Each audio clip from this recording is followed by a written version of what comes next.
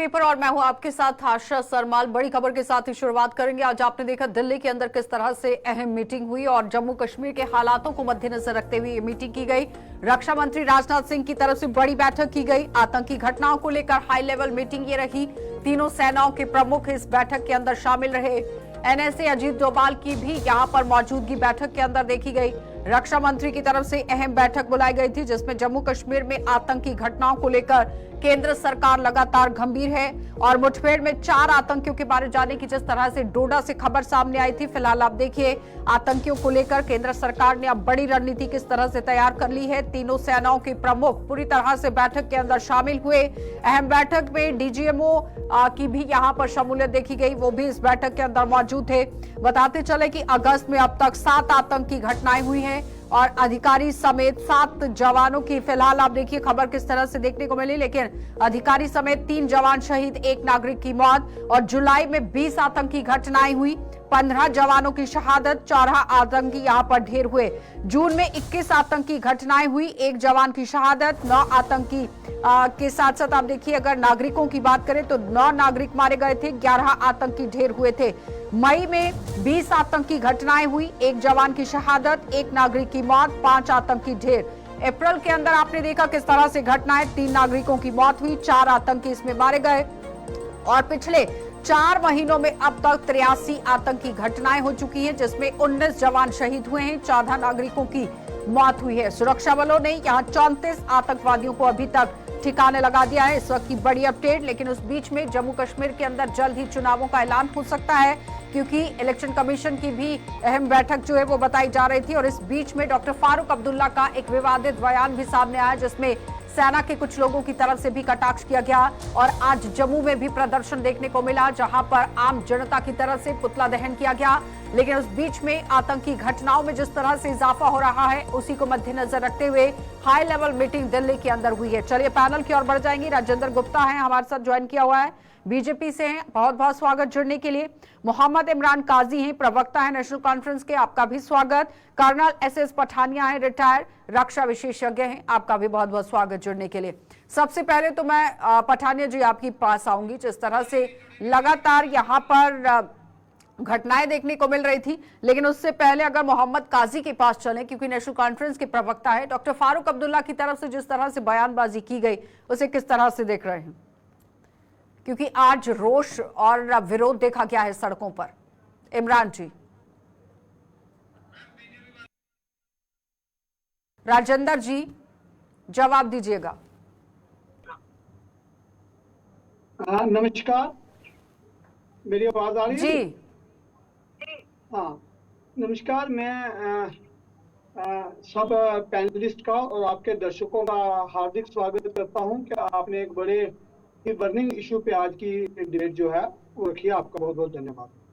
मैं कहूँगा कि फारूक अब्दुल्ला साहब इस जम्मू कश्मीर के सबसे वयोवृद्ध नेता हैं, जिनकी पार्टी ने, जिनके खानदान ने इस जम्मू कश्मीर में सबसे ज्यादा टाइम तक जो है वो राज किया, चाहे उनके पिताजी हों, चाहे वो खुद हों, चाहे आगे उनके बेटे उमर अब्दुल्ला जी हों।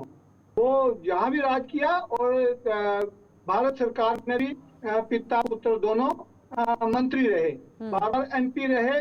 मैं कहूँगा कि जब भी नेशनल कॉन्फ्रेंस की जमीन जो है सकती है, जब वो ग्राउंड पे नहीं रहते हैं, वो इस जम्मू कश्मीर को कहीं ना कहीं खराबी की तरफ ले जाने की कोशिश जो है वो करते हैं। जैसे हमने पिछले दिनों देखा कि पार्लियामेंट इलेक्शन में उनके सुपुत्र श्री उमर अब्दुल्ला जी बुरी तरह हार गए। और ये जम्मू कश्मीर में समझो अब इस खानदान का कोई नाम लेवा नहीं है। अब उनको जिंदा रहना है, अब उनको फिर इलेक्शनों में जाना है, उनको इस तरह की बातें करनी है। मैं कहूँगा फारूक अब्दुल्ला साहब से कि उनको इस उम्र में इस स्टेज पे आके इस तरह की भारत विरोधी बातें जो है वो नहीं करनी है।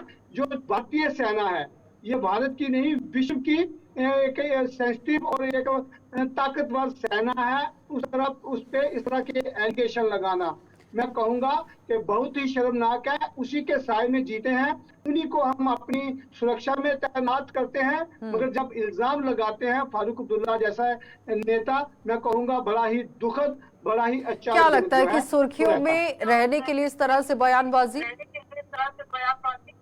मैं कहूंगा कि मैंने बताया कि 3 पीढ़ियों से जम्मू कश्मीर में राज कर रहे हैं नेशनल कॉन्फ्रेंस। इस बार पार्लियामेंट इलेक्शन में उनके घर से उनके सुपुत्र जो सर्वे सर्वा नेता है नेशनल कॉन्फ्रेंस के, उनका बुरी तरह हारना, मैं कहूंगा कि कहीं ना कहीं बौखलाहट है नेशनल कॉन्फ्रेंस के अंदर, खासकर इस परिवार के अंदर, क्योंकि इस परिवार का जो है पॉलिटिकली राजनीतिक, मैं कहूंगा कि वो खात्मा हो चुका है जम्मू कश्मीर में। जम्मू कश्मीर के बाहर के हैं भी नहीं, तो जम्मू कश्मीर में इनका पूरी तरह राजनीतिक जो है वो विशेष। लेकिन राजेंद्र जी, रहना तो इस तरह की बातें, राजेंद्र जी, जिस तरह से डॉक्टर फारूक अब्दुल्ला जानी मानी शख्सियत हैं जम्मू कश्मीर में, इसमें कोई दोराय नहीं है, सीनियर लीडर हैं और 3 बार मुख्यमंत्री रहे हैं, केंद्रीय मंत्री रहे हैं, श्रीनगर से सांसद रहे हैं और हमेशा सुरक्षा के घेरे में भी रहते हैं। यानी कि जिस घेरे में वो रहते हैं उसके अंदर भी सुरक्षा कर्मी हैं, वही उन्हें पूरी तरह से सिक्योरिटी फराहम करा रहे हैं। और अगर उन्हीं लोगों पर इस तरह से यहाँ पर सवालिया निशान लगाया जा रहा है, तो फिर उस तरह कैसे देख रहे हैं, किस तरह से बनेगा फिर? तो मैं ये कहूंगा, मैंने पहले ही कहा है कि फारूक अब्दुल्ला साहब इस जम्मू कश्मीर के सबसे वयोवृद्ध नेता हैं, बुजुर्ग नेता हैं। वो अपनी पारी खेल चुके, उनका परिवार। एस पठानिया जी से संपर्क साधिए प्लीज, और एनसी के जो प्रवक्ता हैं, हाँ राजेंद्र जी। पूरी पारी जो है वो पूरी तरह खेल चुके, उन्होंने जम्मू कश्मीर को आगे ही घर में पहुंचाया है। जम्मू कश्मीर को ये सदियों पीछे लेके चले गए हैं। यहाँ के बच्चों का भविष्य, यहाँ के पीढ़ी दर पीढ़ी जो है, इन्होंने बच्चों का भविष्य जो है वो खराब किया है। उनके हाथों में पत्थर, उनके हाथों में ग्रेनेड, उनके हाथों में बंदूक दी है इस परिवार ने। सिवाय जम्मू कश्मीर की बर्बादी के बिना इस परिवार ने कुछ नहीं दिया। लेकिन राजेंद्र जी, सरकार पर ऑपोजिशन पार्टियां सवाल भी उठा रही हैं। वो कह रही हैं कि बेशक मीटिंग्स का दौर शुरू किया गया है, लेकिन लग नहीं रहा है कि वाकई में चुनाव होंगे यहाँ पर। मैं कहूंगा कि ये इनकी बौखलाहट है। भारतीय जनता पार्टी जो 24 घंटे 7 दिन चलने वाली पार्टी है, उसने अपनी पूरी एक्टिविटीज जो है जम्मू कश्मीर में पूरी तरह शुरू कर दी हैं। हमने जम्मू रीजन के 43 जो असेंबली सेगमेंट है, उनके ऑफिस जो है, इलेक्शन ऑफिस जो है, वो 2 दिन पहले हमारे जो रविंद्र रैना जी अध्यक्ष हैं, उन्होंने राजौरी में आके ऑनलाइन 43 दफ्तरों का उद्घाटन किया। हमारा सुरनकोट, मेंढर, पुंछ, राजौरी, द्राल, सब जगह हमारा जो ऑफिस है, इलेक्शन ऑफिस है, विधानसभा पे एक्टिवेट हो गया है। हमारे बाहर से जो कार्यकर्ता आना है, उनको आके चलिए रुकेंगे एक छोटे से ब्रेक के लिए, जल्द वापस लौटेंगे, आप बने रहिए हमारे साथ।